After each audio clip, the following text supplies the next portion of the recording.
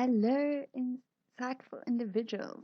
So, I have a very interesting video for you today. It's about Tom Hanks's quote unquote recent interview with Colbert. And yeah, I don't think it is too recent because if you look at this picture, how often did we see Tom Hanks with his shaven head? And Colbert, even in the beginning of the interview, mentions, "Wow, your hair still hasn't grown back yet." And he has this outfit on. And when you look at some movies he did or some interviews he did like 6 months ago, 1 month ago, um, it's still the same outfit. Um, but yeah, and even Colbert is also wearing the same outfit in the interview. So I really don't think this is recent. I think they just cut it up so to give people like little snippets of Tom Hanks so everyone can still believe he's alive.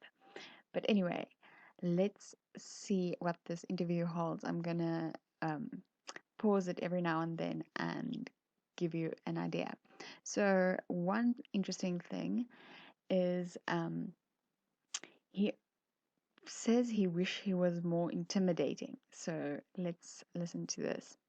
Talk about the thing that you spent all that time making. Just go see the movie. Why do I have to tell anybody? Yeah, well, look, I wish I had the intimidation factor that I'm sure Lee Marvin had. Yeah. Don't you think that Dick Cavett was a little bit of afraid that Lee Marvin was just going to, loosen his tie and kick his butt right there on TV? I think he was smoking Camel. I think he was smoking Camel Straights the whole time too. It looked like an unfiltered.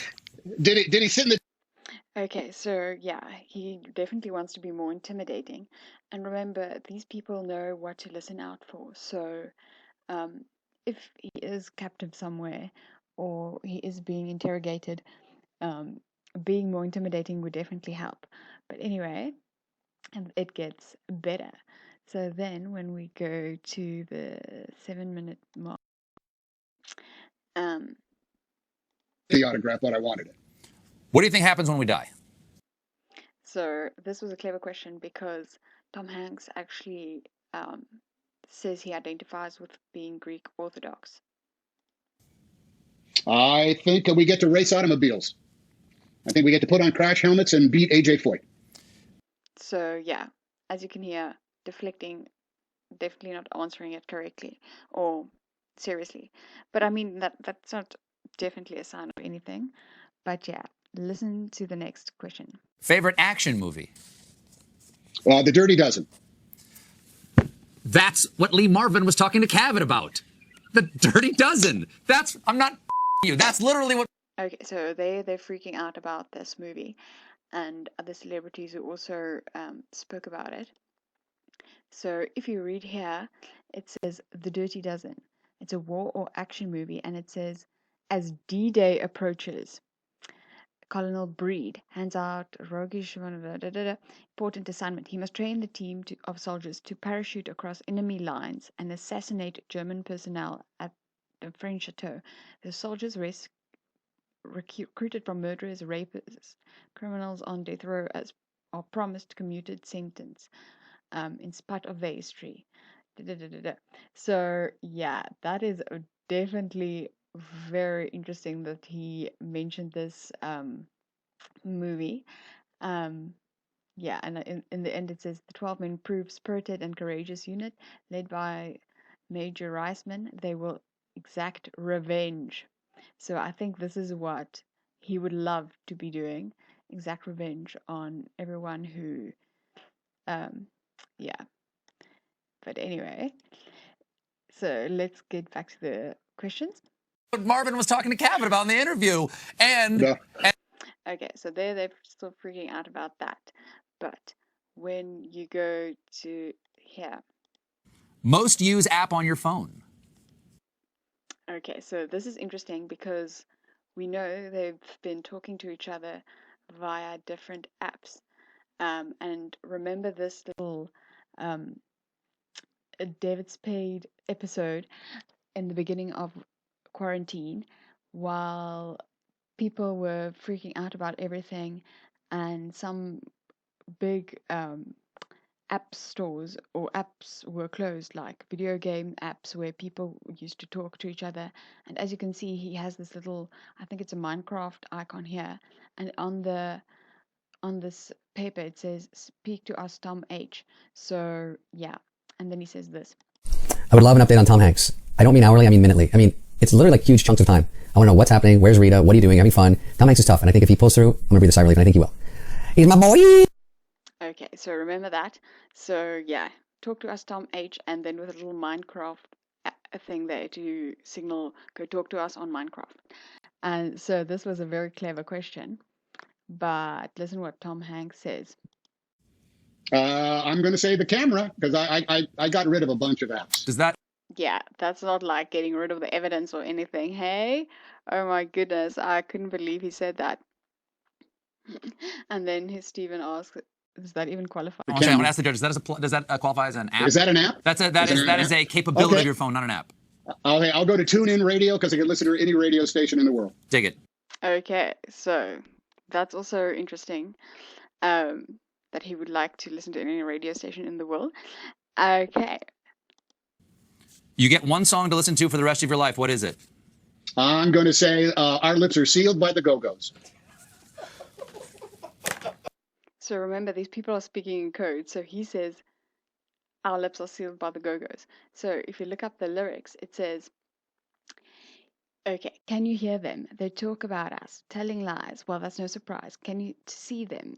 See right through them. They have no shield, no secrets to reveal. Doesn't matter what they say in the jealous games people play. Hey, hey, hey, our lips are sealed. There's a weapon that we must use in our defense. Silence. So, I think he said that for a reason.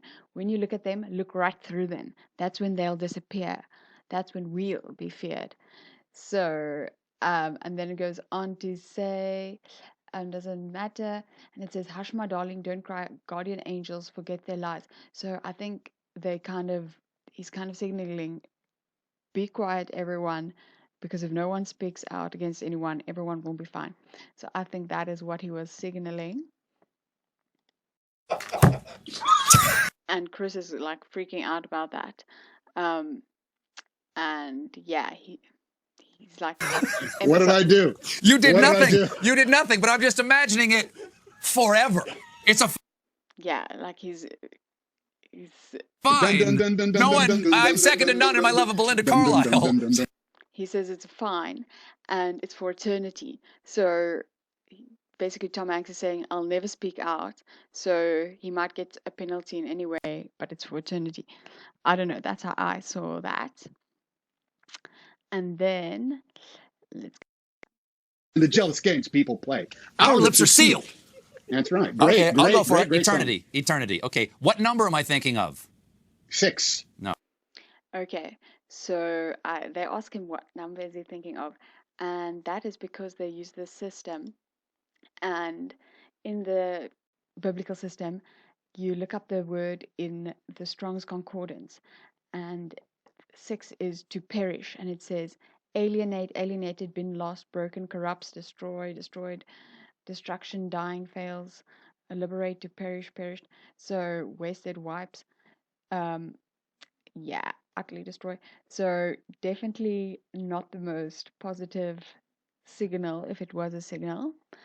And yeah, that was very interesting. And then look at the end of the interview. Oh. Describe the rest of your life in 5 words. A, magnificent cavalcade of color.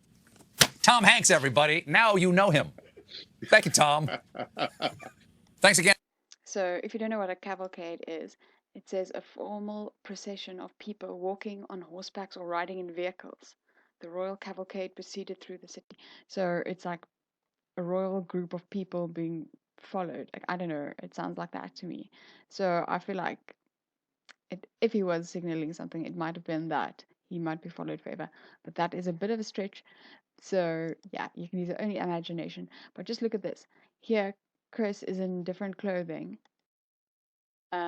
versus here, where he's in these clothes. So it's definitely pre-recorded. Yeah, not very discreet that it's a different setting either.